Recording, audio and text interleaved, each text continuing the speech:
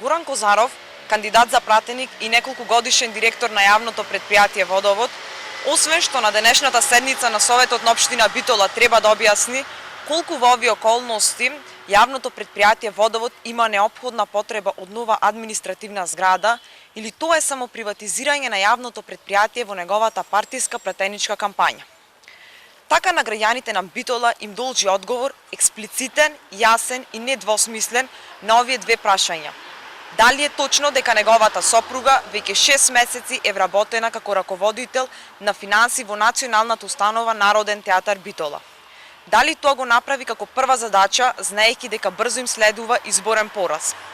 Дали е точно дека за раководител на сестринската фирма на јавното предпријатие Водовод Дуел ХЕП Битола го назначи лицето Оливер Сливовски без спроведена транспарентна постапка, а само заради тоа што е во кумовска врска?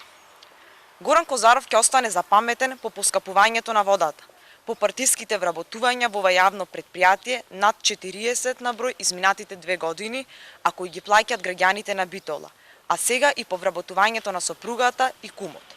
Навистина СДСМ секогаш можат повеќе, но само за нив и за нивните најблиски.